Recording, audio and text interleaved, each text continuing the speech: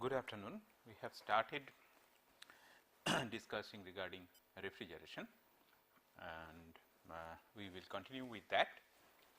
And I have told that as we are familiar with Carnot cycle is basically a heat engine cycle as we understand. Now, Carnot cycle is made up of all reversible processes. So, if the processes are reversed, that means if all the processes of a Carnot cycle is reversed, then we get a reversed Carnot cycle, and that Carnot cycle, that reversed Carnot cycle can be utilized for production of low temperature or for the production of cooling effect or for the production of refrigerating effect, and that cycle can be called also as a refrigeration cycle.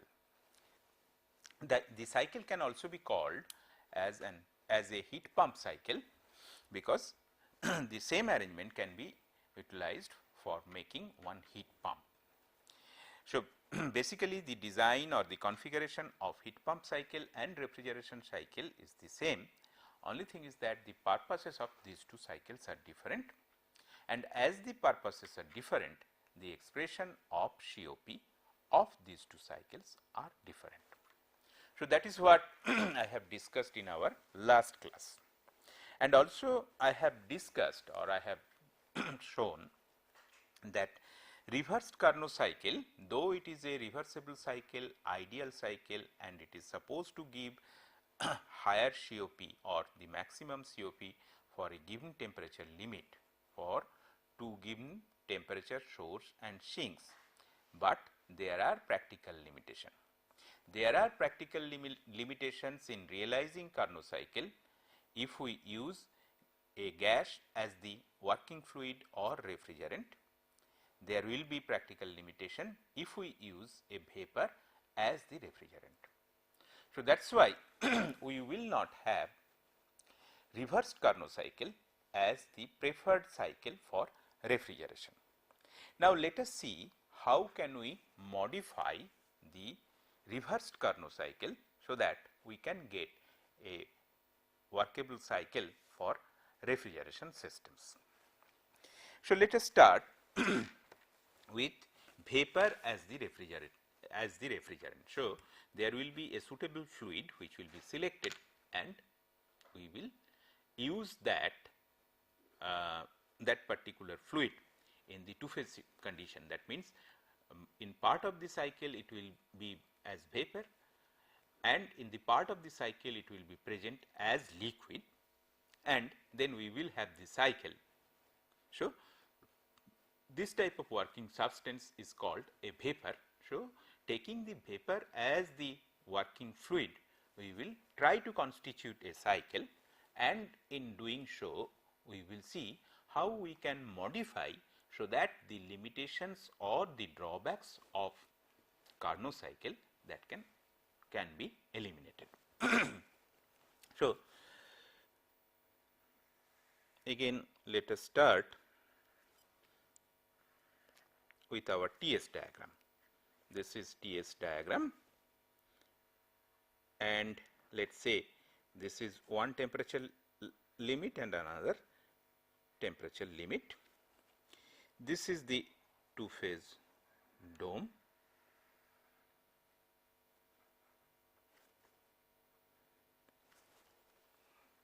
So, our traditional Carnot cycle is like this.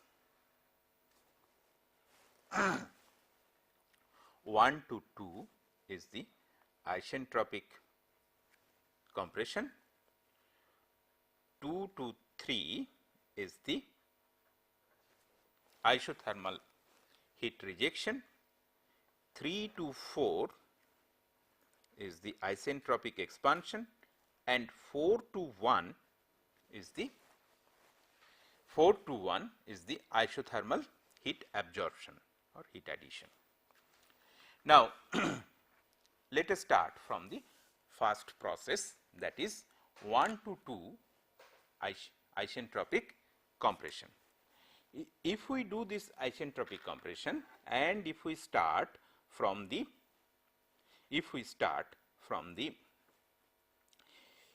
from the wet state of the fluid. That means here it is partially liquid and partially vapor. If we start from this state, then what is happening, that we have to handle a mixture of liquid and gas. And we have told, I have told number of times that this is difficult. And another thing, we know that not only the design of the equipment is difficult, when liquid refrigerant is present, it will damage the compressor. So, if we have any compressor, and even if smaller quantity of liquid refrigerant is present, then it will damage the compressor. So, that is why particularly the liquid refrigerant that becomes into droplet of liquid refrigerant and it moves with a high velocity. So, it damages the valves and piston head, etc. So, particularly towards the outer dead center, there should not be any liquid refrigerant present in the compressor, and if we have to ensure that, then we have to start with at least dry saturated vapor, if not superheated. At least we have to start with dry saturated vapor. Excuse me. So, the first modification which we would like to have, that we will have dry saturated vapor. So, our, let us say we are going for the modified configuration of the cycle. We will have S here, entropy, temperature here, and this is our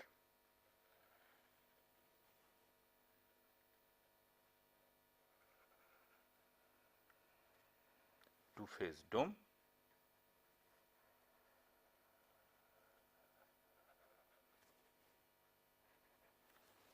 So, we will start with dry saturated vapor and then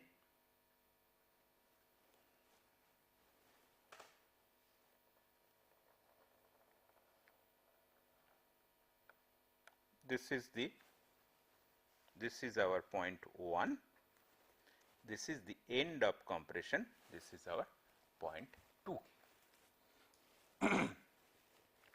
And then what of course one could have expected, that let us say we have started with 2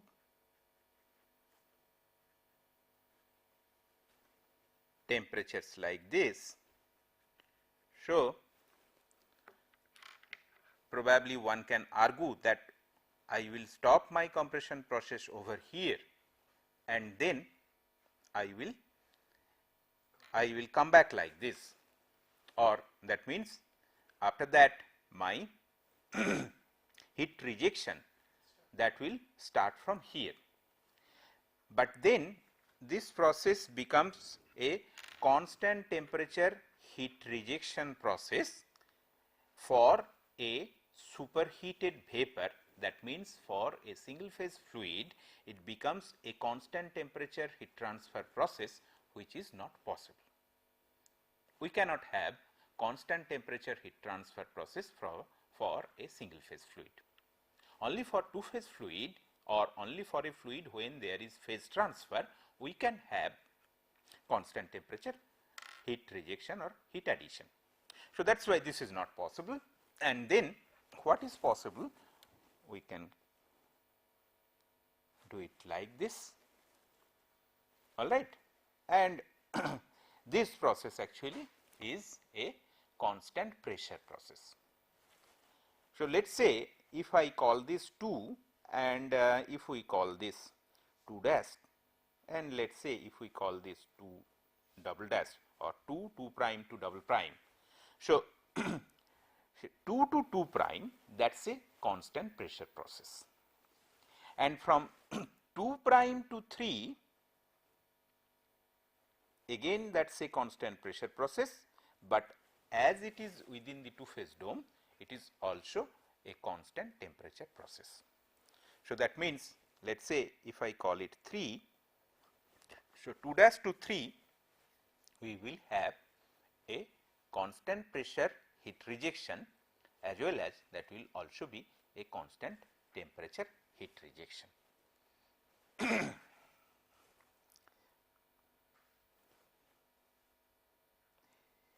This particular area given by this triangular shape 2, 2 prime, 2 double prime is known as superheat horn. This area is known as superheat horn.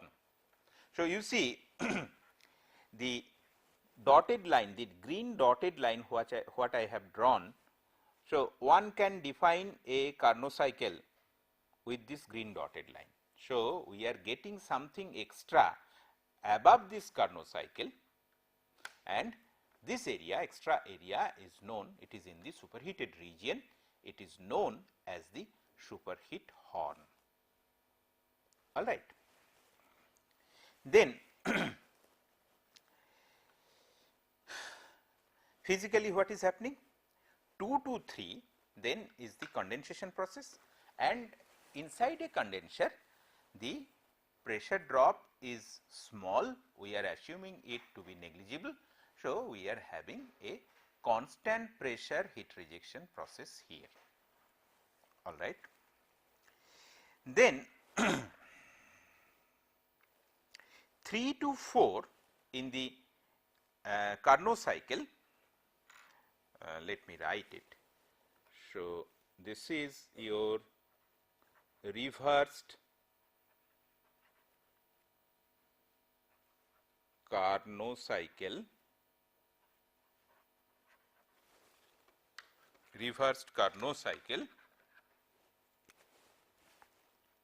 for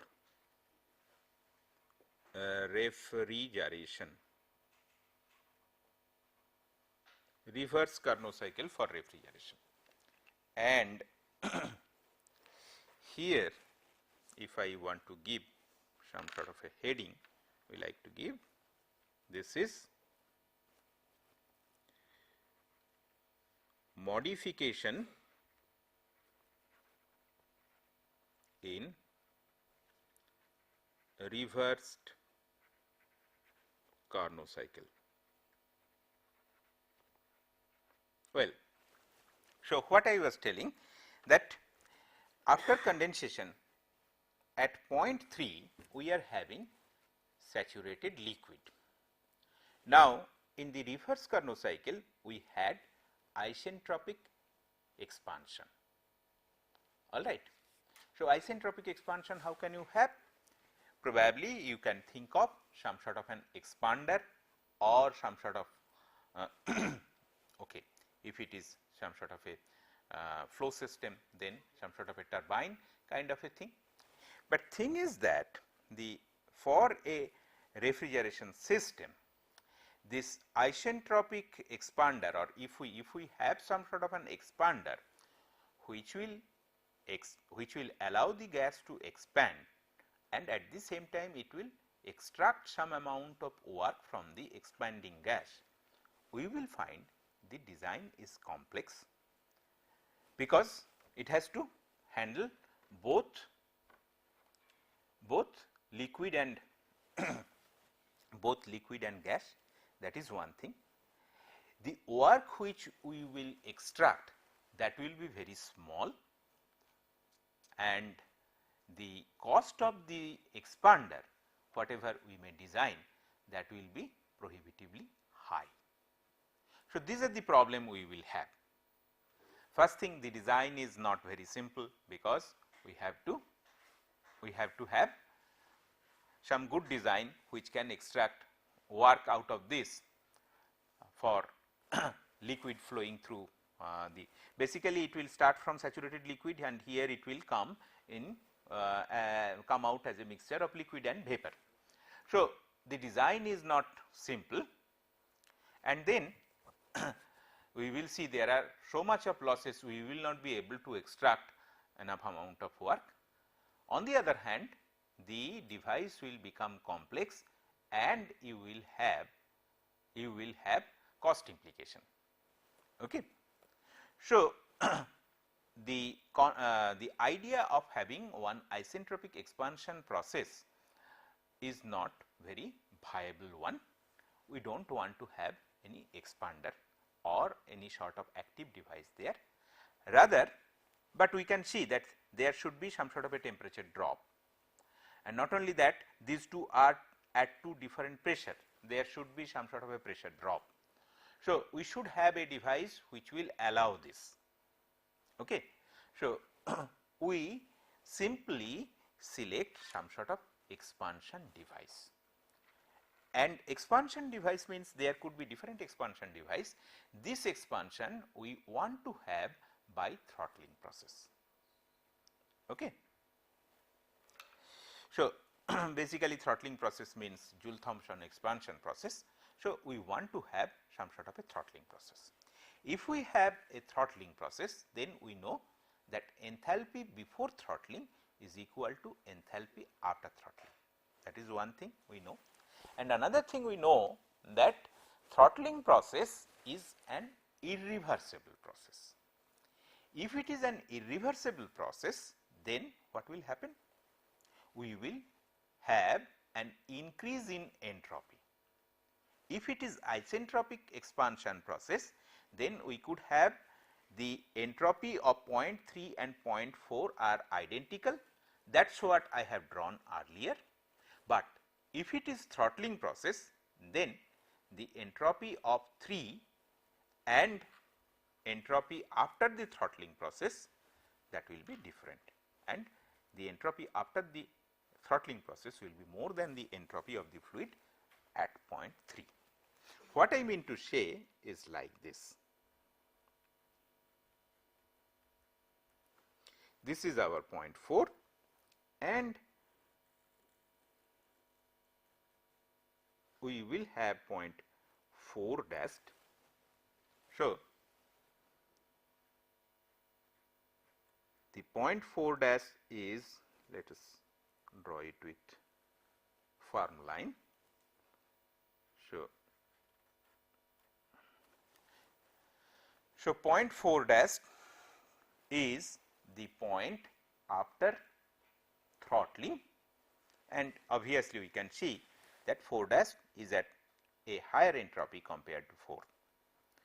So, here you can see that this dashed area that shows the difference between the reverse Carnot cycle and the modified cycle. So, basically now we will have our modified cycle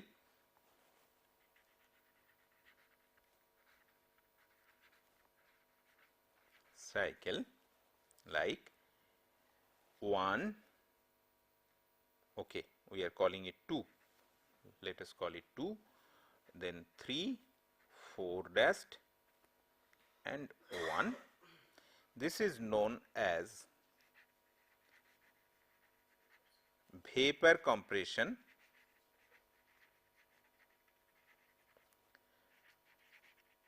refrigeration cycle.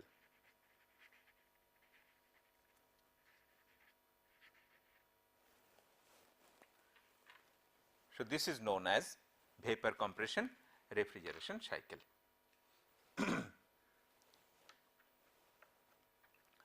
So, vapor compression refrigeration cycle is, I have shown the vapor compression refrigeration cycle like this. So, actually you can see there is loss in refrigeration effect due to this area 3, 4, 4 dash, and there is some gain in refrigeration effect due to this area 2 dash 2 double 2 prime to double prime and 2. All right. Now, what are the processes there? So, a vapor compression refrigeration cycle generally starts from saturated vapor condition, then we have got isentropic compression,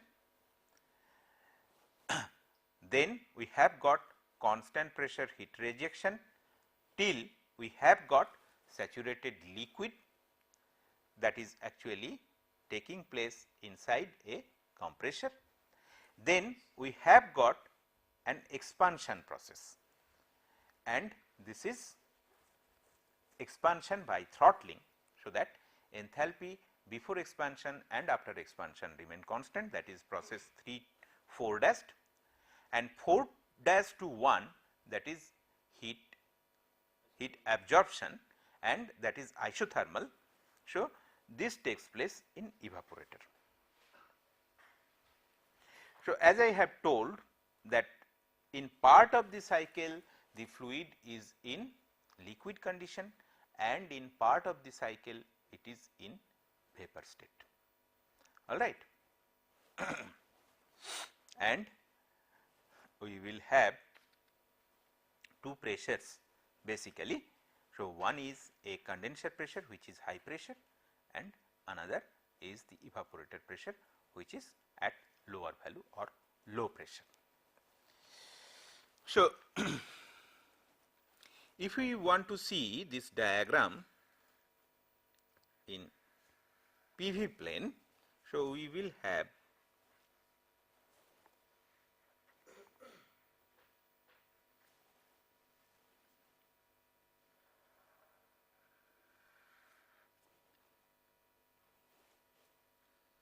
this is a constant pressure process. Well, one should start from here. So, basically it is like this. One, we are starting from saturated vapor condition, then it is isentropic process, isentropic expansion process, then this is constant pressure heat rejection process, then we have got, this is not a constant enthalpy process and it is irreversible process. So, we do not know the exact path, that is why we are showing it like this, but enthalpy here and here they are same.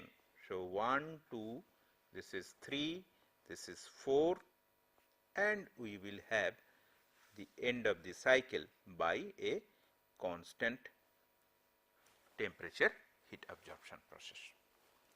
This is your PV diagram, PV diagram of vapor compression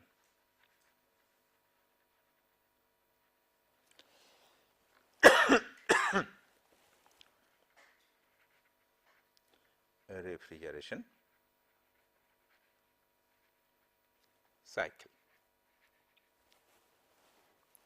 So, we have seen the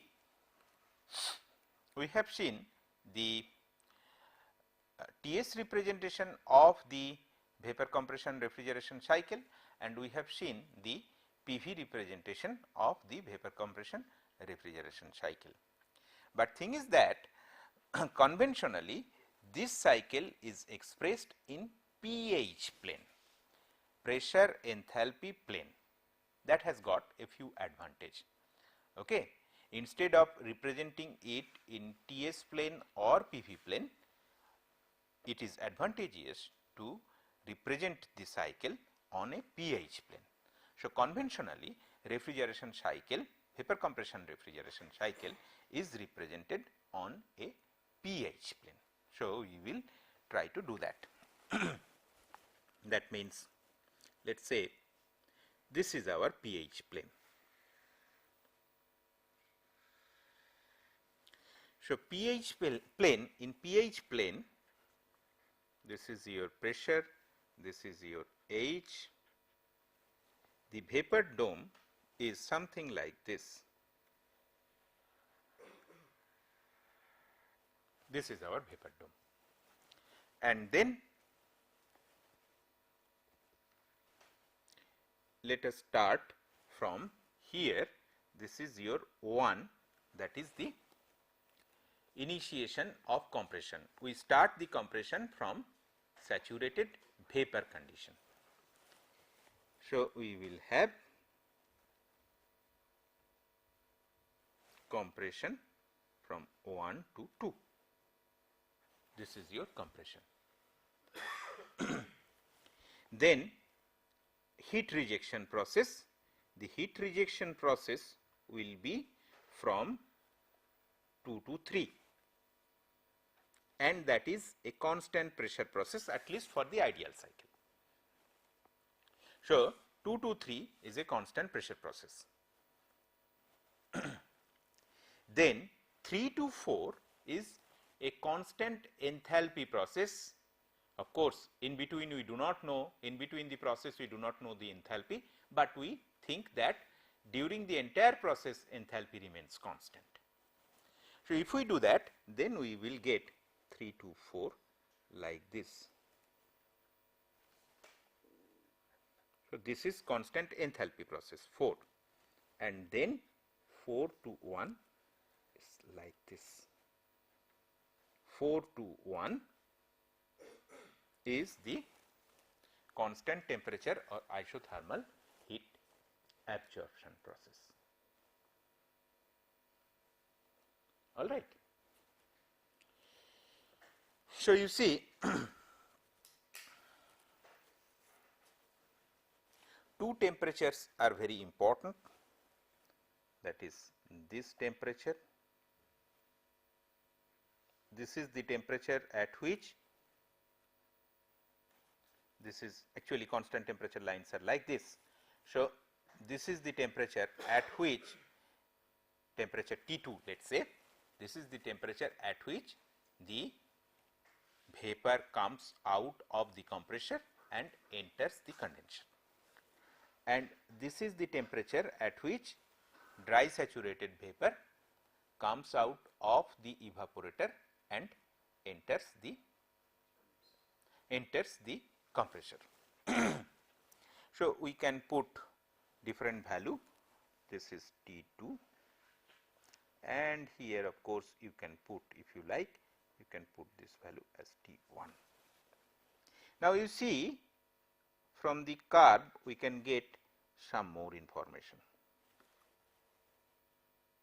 So, this is giving some sort of, just from the graph itself, some sort of enthalpy difference.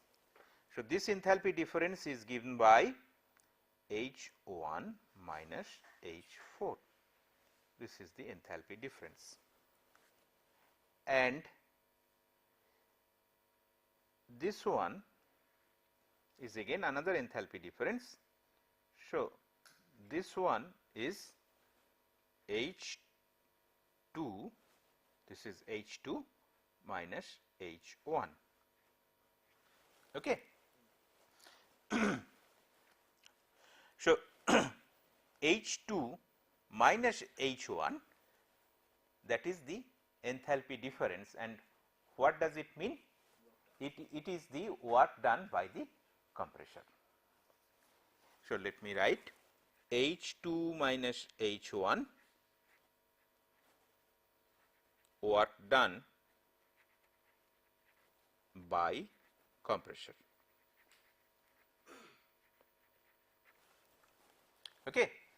So, here actually first law, from first law you will get this: if we have negligible change in kinetic energy, potential energy, we will have H2 minus H1 is the work done by the compressor for unit mass flow rate.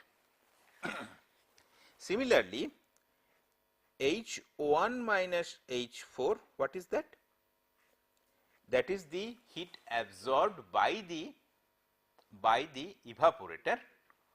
So, that much amount of heat we are taking from the low temperature body or the sink, and we call this as refrigeration effect or cooling effect. So, this is the amount of heat absorbed.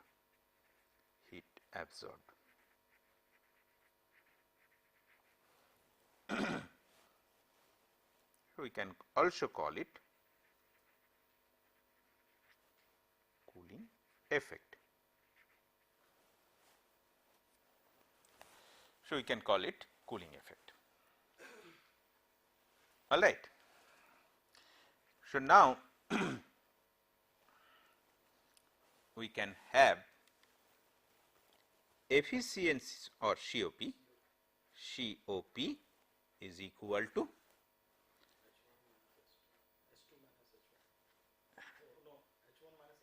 H1 minus H4 divided by H2 minus H1.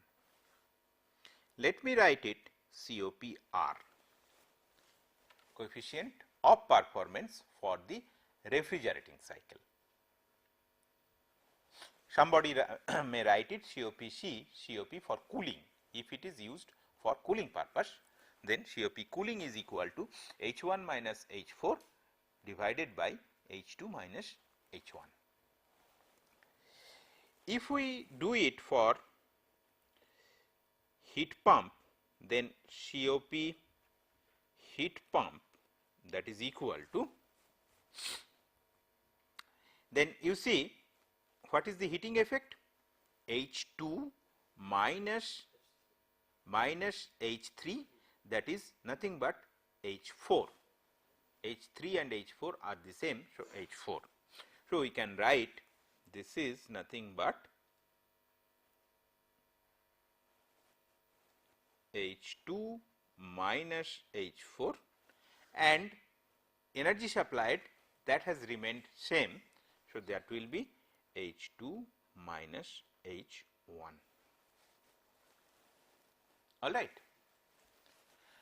So whatever may be the diagram, you can find that H2 minus H4, that is always greater than H2 minus H1. So COP of heat pump, that will be always more than 1, but COP of refrigeration cycle, that may be more than 1, that may be less than 1, depending on the diagram, okay, or depending on the different properties taken. But COP of the heat pump, that will be more than 1. Now, though I think it will not be out of context if I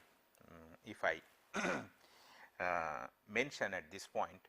So that is why nowadays we are having lot of interest on the development of COP. It can be utilized keeping in mind that we are able to use some amount of extra energy. See, the amount of energy for which I am paying is H2 minus H1, which is the energy which is, this is the energy which is being supplied to the compressor. But as a return, we are able to utilize energy which is equal to H2 minus H4, which is more than the energy being supplied. So that is why we have got some advantage in heat pump, and that is why in number of applications we will find that heat pumps are being used. Now, it may sound little bit anomalous that because from our childhood or from in every sphere we have seen that generally we cannot get more than what we pay for. So there should be somewhere some sort of thing which we are missing when we are telling that we are getting more than what we are paying in a heat pump, and it is actually so. What is happening in case of heat pump, the energy which we are supplying to the compressor, that is a high grade energy or high quality energy. What energy we are supplying? We are supplying either mechanical energy or electrical energy. So some amount of work we are supplying, that is a high grade or high quality energy. It comes from second law that this is a high quality energy. So supplying some less amount of high quality energy, we are getting a large quantity of low grade energy or low quality energy. We are getting more quantity of energy, but what we are losing the quality of the energy. We are getting thermal energy, that too at a moderately low temperature, not very low temperature, but moderately low temperature or medium level temperature. So we are losing the quality of energy. But even then, in some application, our this heat pump, use of heat pump is advisable, where let us say we have got application where we have to do heating.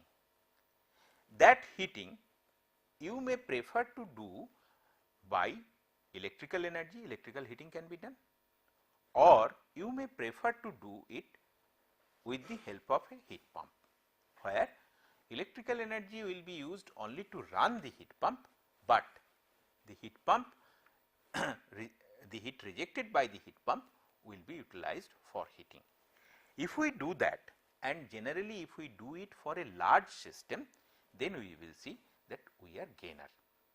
So, that is why when room heating is needed for a large system, let us say space heating is needed, not room heating, space heating is needed for a large system, then we will see that heat pump is beneficial.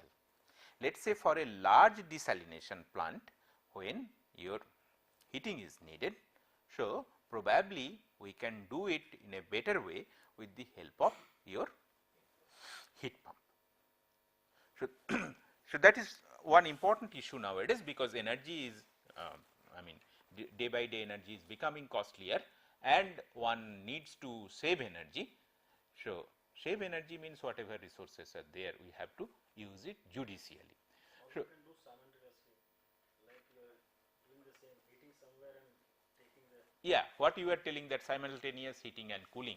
So, that is also possible, that if there are certain application where both heating is needed and cooling is needed, heating is needed somewhere and cooling is needed somewhere, obviously we can do it by having some sort of a heat pump. Okay. Only problem happens that temperature matching, that means obviously we need heating at a certain temperature, we need cooling at a different temperature, at another temperature which is also fixed. So, we have to select some sort of a cycle and some sort of a fluid that matches these two, and it is not a very easy task, but well, to some extent it is possible, and we should look into that possibility where we can use it. So, basically you see that instead of PV or TS representation, pH representation or representation of the vapor compression cycle in pH plane is more advantageous. Okay. It is easy to draw, and from the diagram itself you can get lot of informations. Okay.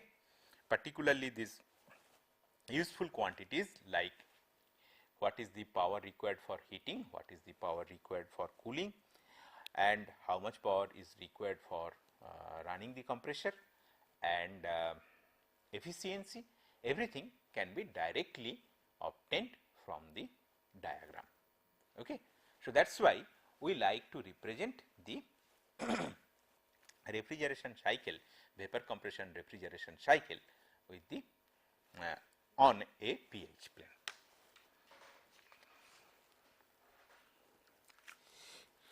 Now, I will draw a block diagram of the refrigeration cycle. So, in the refrigeration cycle, we will have a compressor,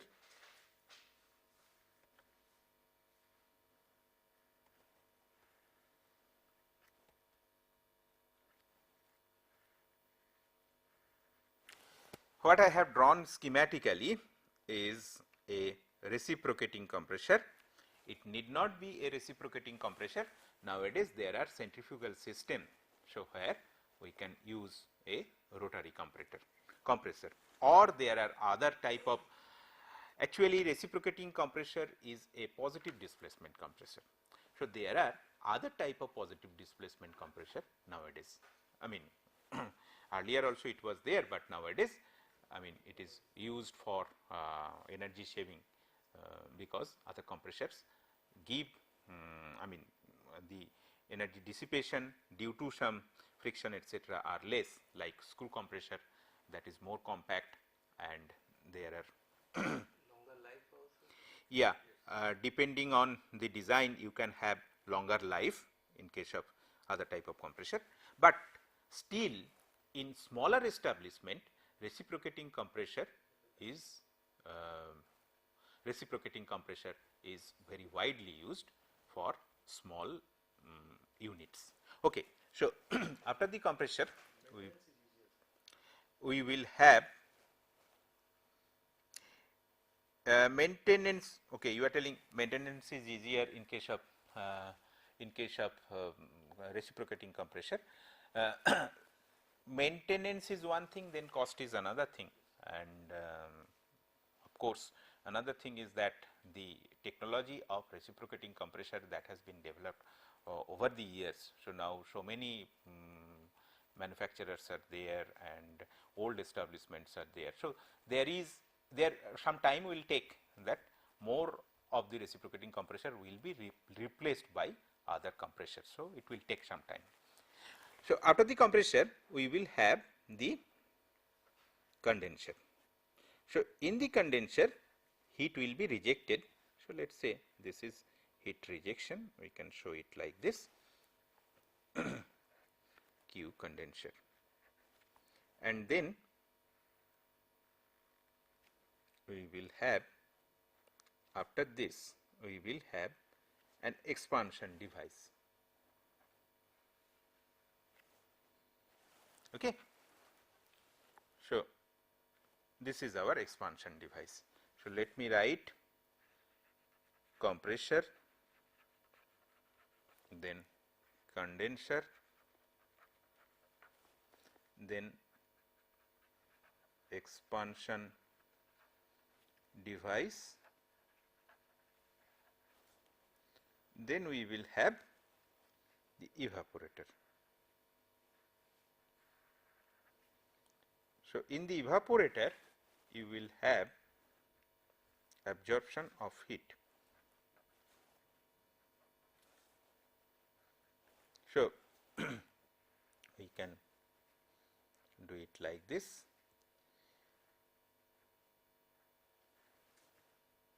Q evaporator. So we can write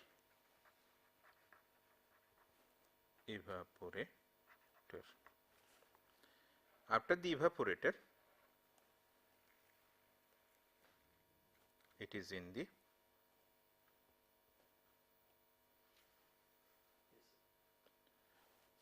just a minute, condenser, expansion device, then evaporator, then it is coming back to the compressor again. It is in the vapor state and it is coming back to the compressor again. So if we want to just, I will show you this diagram.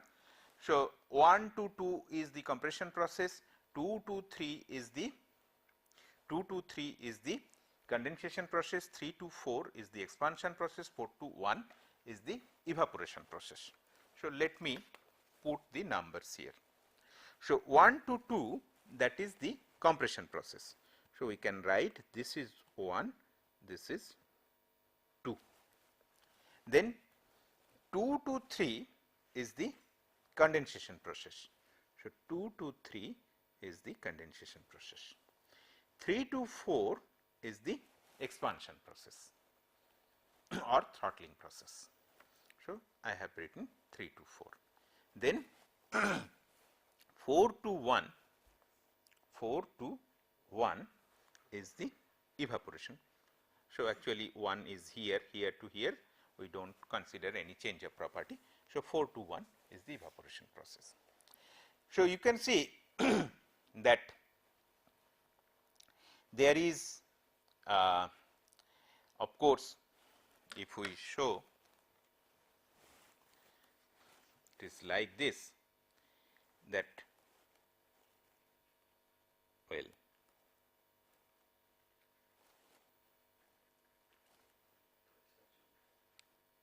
we can show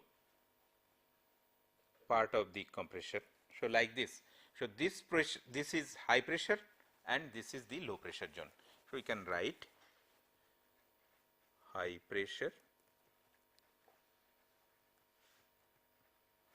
and this is low pressure.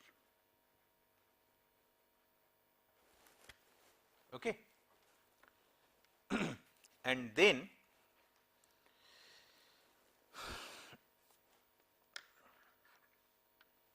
then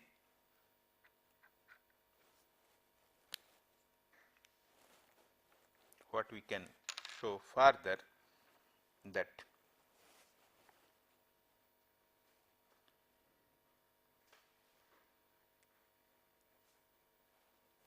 see the gas is entering the condenser, and after that it is some sort of phase change is taking place. So, at point 3 this is liquid. So, what I can show that, well, actually it is not instantaneous. So, what we can show that on this side we have got gas or vapor, let us say this is vapor, and on this side we can say that this is liquid.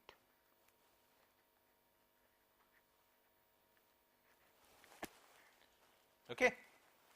So, in the cycle we will have different states, different pressure and temperature condition and different state of the fluid also. So, basically these are the demarcation lines across which we will have these changes. All right.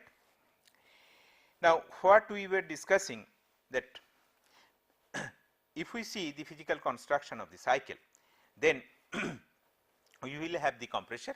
So, compressor could be positive displacement type of compressor, or it could be a rotary compressor, rotary, or we should say rotodynamic compressor, centrifugal compressor, like that. And then we will have two heat exchangers. Okay. Different type of heat exchangers could be there. Okay. Condensers are, big condensers are generally cell and tube condenser, but there could be other type of condensers also. There are small condensers, even starting from your domestic refrigerator, very small compressor, and we can see very large compressor in a large tonnage machine. Then the expansion device. The expansion device also could be of different type. Basically, it is a throttling device, so it is a narrow aperture device, and this narrow aperture that you can obtain through different means. It could be a valve, and it is called expansion valve, or it could be a capillary tube or a number of capillary tube, where it is a very small diameter but long tube, okay, placed here for the pressure drop to achieve. If we want to achieve the pressure drop, then we can put a capillary tube. So, both has got their limitations and merits. In case of small establishment we have capillary tube, but in case of large establishment we have got expansion valve, and sometimes it is controlled also. So, we have got thermostatic expansion valve. Then again we have got evaporator. Basically, this is a heat exchanger. Depending on what we are trying to achieve from the refrigeration cycle, we can have different type of heat exchanger. If it is a chiller, then we can have a cell and tube type heat exchanger. If it is let us say we are using the refrigeration for an air conditioning purpose, so then we can have thin tube type of heat exchanger for as our refrigerator. Now, so the in practical situation, these component, design of this component, size of this component, that will vary, but in general we will have these four basic component: compressor, condenser, expansion device and evaporator. Well, now we can see that there are certain variation in the actual cycle compared to the ideal cycle which I have drawn just now. Some of the important variations I like to highlight. This is the pH diagram of your refrigeration cycle.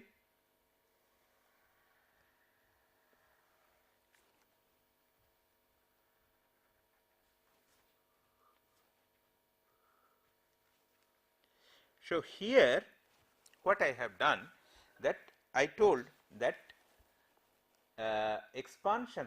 the compression process will be initiated from dry saturated condition, but in number of designs we will find that there is a superheating and at this end, and so superheating at constant pressure itself, okay, and then your compression will start.